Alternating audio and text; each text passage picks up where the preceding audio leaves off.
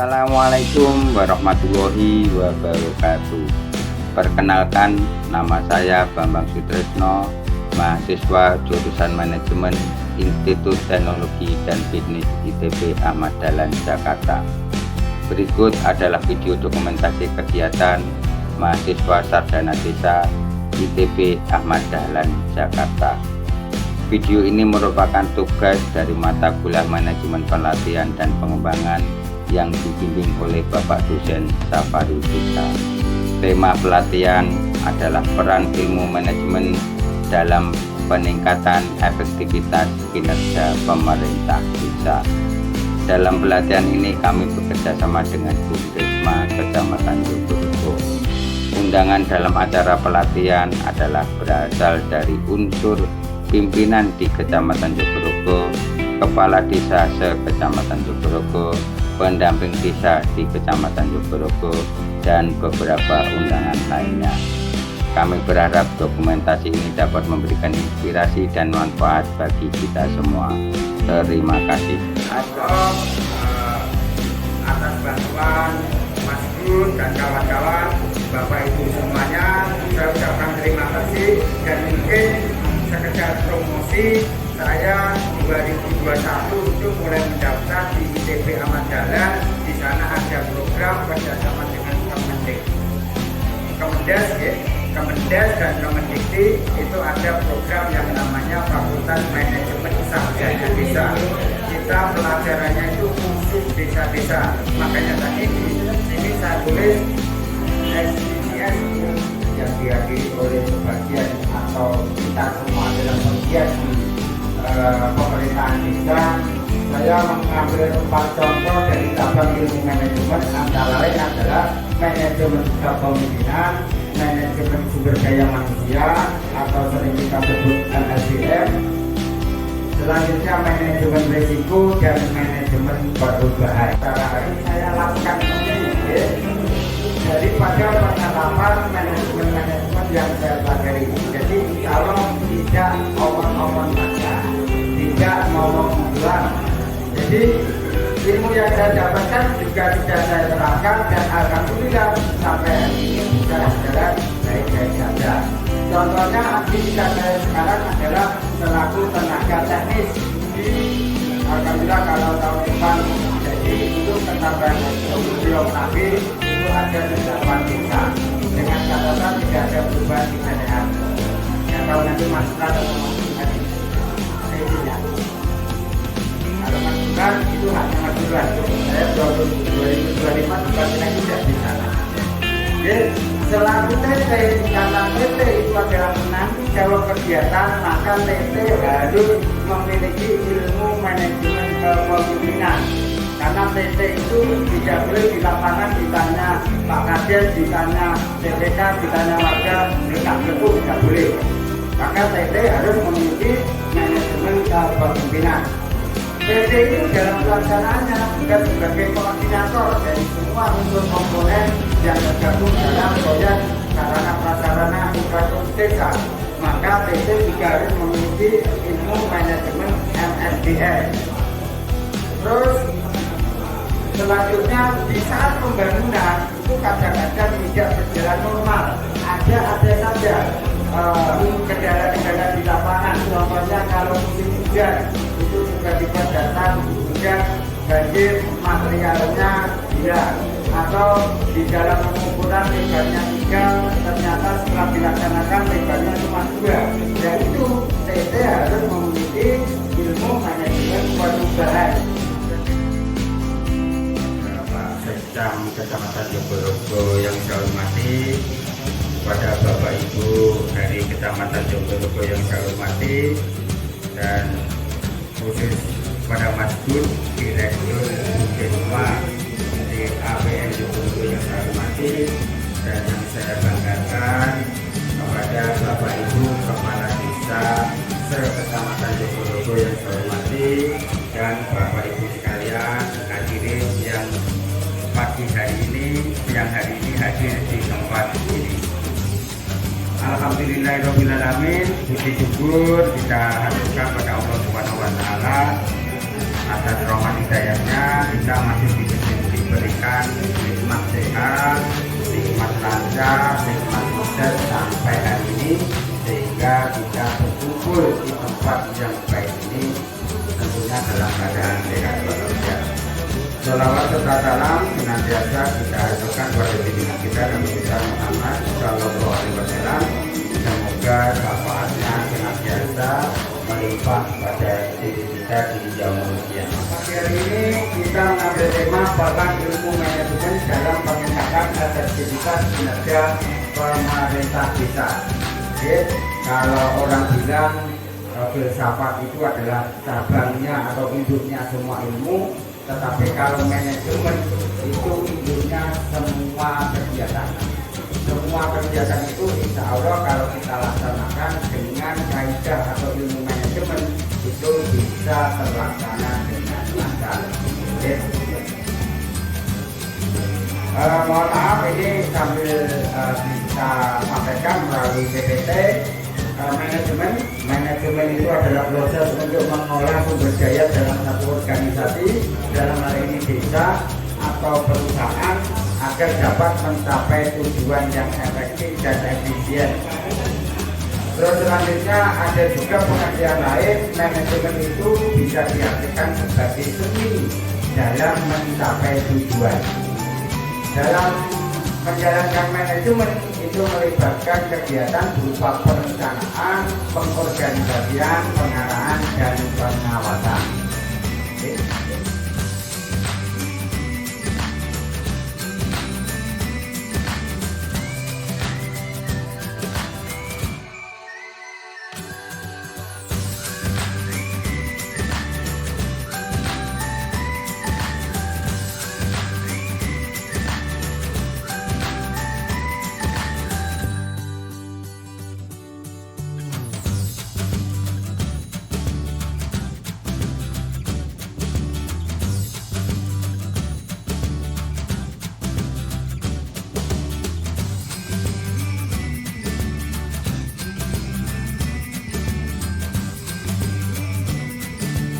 Pentingnya manajemen dalam pemerintahan desa. Dengan ilmu atau kaidah manajemen pemerintah desa, di pemerintahan desa itu dapat membantu meningkatkan kesejahteraan masyarakat dan memastikan pembangunan desa itu berjalan secara berkelanjutan. Manfaat lebih spesifiknya adalah dengan manajemen kita bisa mengoptimalkan sumber daya atau potensi desa, meningkatkan kualitas SDM, meningkatkan kapasitas aparatur desa, meningkatkan partisipasi warga, serta membantu desa dalam menghadapi tantangan dan perubahan.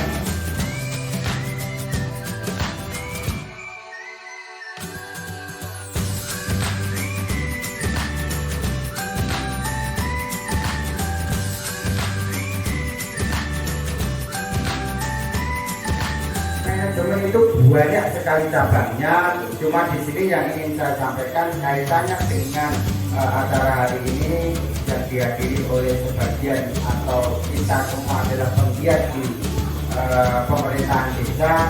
Saya mengambil 4 contoh dari cabang ilmu manajemen, antara lain adalah manajemen kepemimpinan, manajemen sumber daya manusia atau sering kita sebut MSDM. Selanjutnya manajemen risiko dan manajemen perubahan.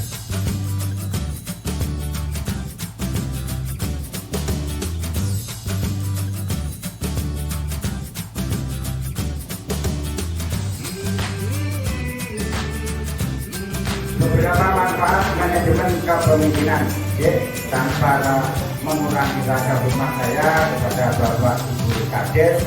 Beliau adalah pemimpin-pemimpin kita di desa kita masing-masing, tetapi secara kaidah ilmu banyak manfaatnya, cuma di sini kita sampaikan 4 saja manfaat manajemen kepemimpinan, yaitu dengan memiliki manajemen kepemimpinan, seorang pemimpin atau seorang manajer atau seorang ketua atau seorang kepala itu bisa meningkatkan produktivitas dan kinerja organisasi yang dipimpinnya. Selanjutnya, dengan manajemen kepemimpinan, seorang kepala desa, seorang pemimpin atau seorang ketua bisa membantu manajemen kepemimpinan tersebut, bisa membantu membentuk hubungan tim kerja yang kuat dan tangguh. Selanjutnya bisa menjadikan visi dan tujuan menjadi kenyataan. Itu bisa dikelola melalui manajemen kepemimpinan. Selanjutnya lagi adalah bisa mengubah hambatan jadi peluang. Kalau diterjemahkan lagi nanti ada teori SWOT dan lain sebagainya.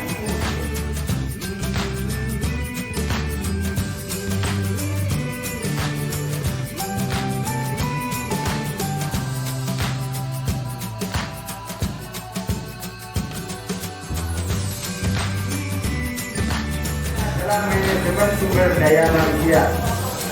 Manajemen sumber daya manusia ini intinya memanusiakan manusia, biar kita itu dalam menjalankan semua aktivitas itu bisa menjadikan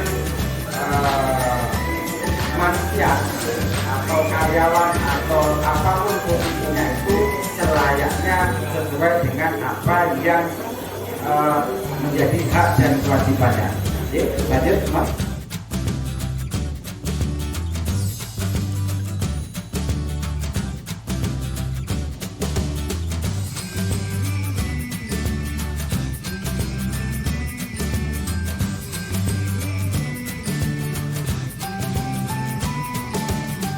Saya lagi mengedepankan untuk selanjutnya adalah manajemen risiko.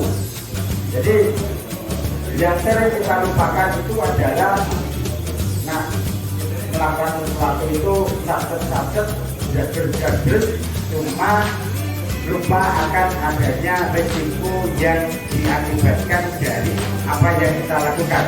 Maka dari itu ada istilah atau ada kaidah namanya ilmu manajemen risiko. Manajemen dengan ilmu manajemen risiko itu yang utama adalah kita bisa mengidentifikasi, menganalisis, menilai risiko, kemudian menciptakan solusinya. Selanjutnya dengan manajemen risiko itu bisa menjaga stabilitas dan keberlangsungan organisasi sebagai monitoring dan evaluasi. Selanjutnya dengan manajemen risiko kita bisa melakukan mitigasi. Mitigasi itu pencegahan sebelum terjadi. Ini namanya mitigasi dan mengurangi dampak negatif dari gangguan yang akan muncul. Yang terakhir, dengan manajemen risiko bisa mengubah hambatan menjadi peluang dan menjadi pantauan atau review selanjutnya untuk melakukan kegiatan berbasis dari risiko itu tadi. Selanjutnya, Mas Baik.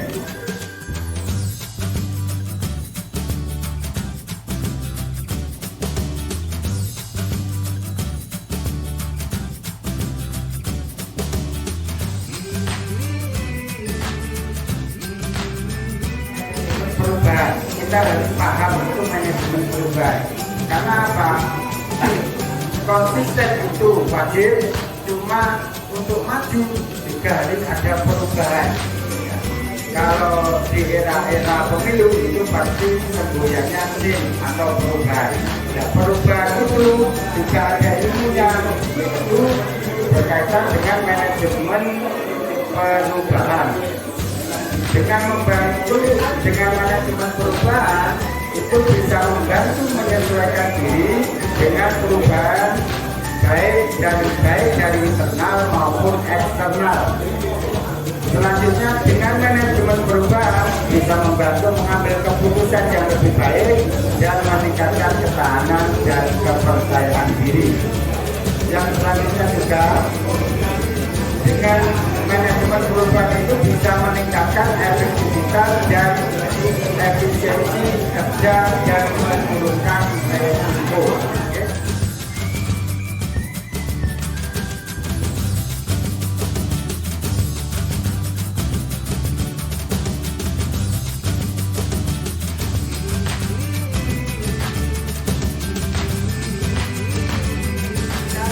Contoh apa yang saya lakukan sendiri daripada pengalaman manajemen yang saya pelajari. Jadi insya Allah tidak omong-omong saja.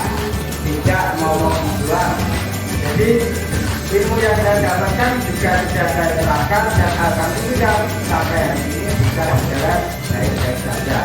Contohnya aktivitas saya sekarang adalah selaku tenaga teknis. Alhamdulillah kalau tahun depan jadi itu ketambahan dari birokrasi itu ada 8 desa dengan catatan tidak ada perubahan di keadaan. Ya kalau nanti masalah atau masukan ini kecilnya. Kalau masukan itu hanya masukan. Saya 2025 sebagai lagi tidak di sana.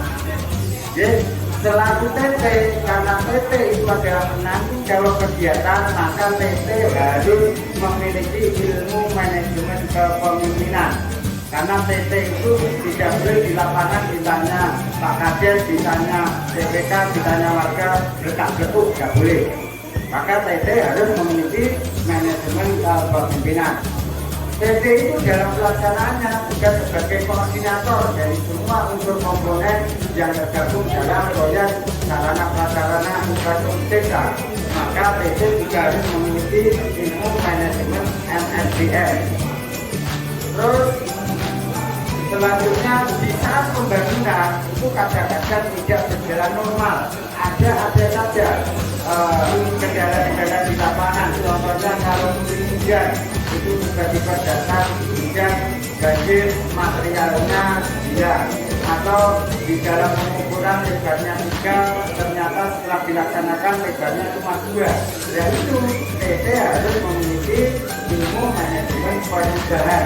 Bagaimana menyikapi adanya perubahan dengan kaitan ilmu manajemen perubahan, insya Allah semuanya baik-baik saja. Terus selanjutnya manajemen risiko. Semua pekerjaan yang kita lakukan itu pasti akan ada pertanggungjawabannya karena kita menggunakan uang negara, dana berasal dari APBN. Logikanya pasti akan ada monitoring dan evaluasi, kita sering sebut MONET. Kalau kita memiliki manajemen risiko, tidak akan sampai kena MONET, kita pasti akan memikirkan segala sesuatu risiko yang kita lakukan itu sehingga di MONET siapapun kita akan aman-aman saja.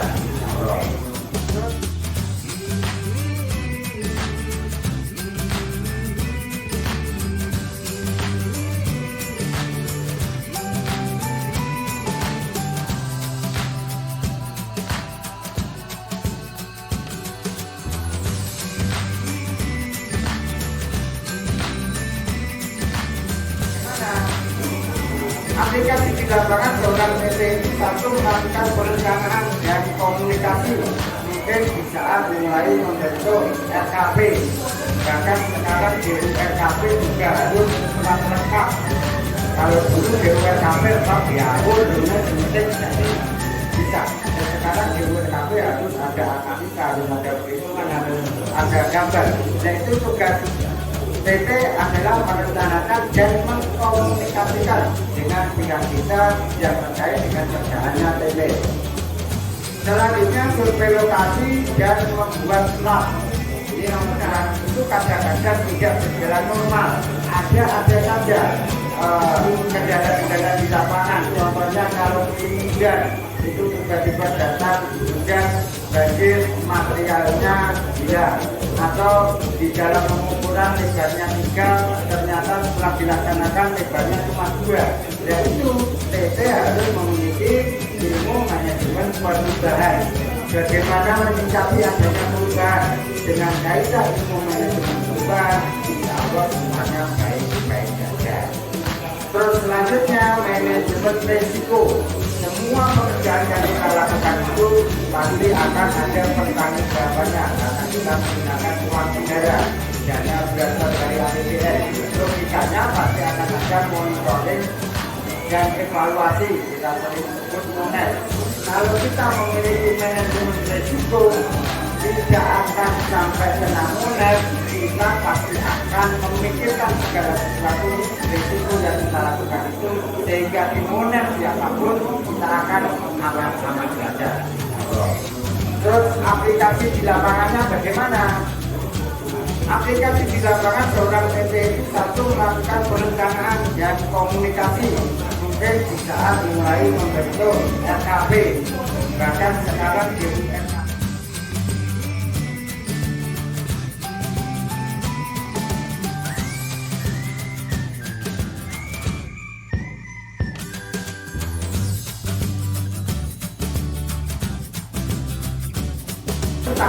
Intinya adalah manajemen menimbulkan sebuah strategi, di situ ada sebuah pengambilan keputusan itu kaitannya dengan manajemen kepemimpinan, sehingga muncullah output yang solutif dan simpatis yang bermanfaat buat kita semua.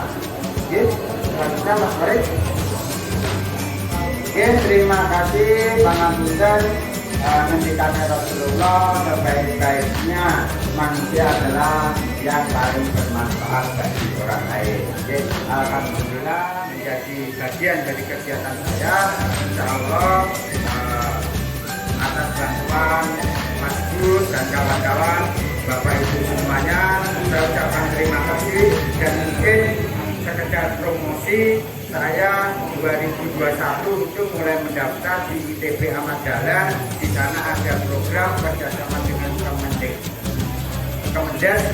Kemendes dan Kemendikti. Itu ada program yang namanya Fakultas Manajemen Sarjana Desa. Kita pelajarannya itu khusus desa-desa. Makanya tadi di sini saya tulis SDGs. SDGs itu kita dua semester belajar tentang SDGs terus. Oke, terima kasih atas perhatiannya. Semoga bermanfaat untuk kita semua. Bila ada salah kata yang tidak berkenan di hati Bapak Ibu sekalian, saya mohon maaf yang sebesar-besarnya. Bila topik balik saya, wassalamualaikum warahmatullahi wabarakatuh.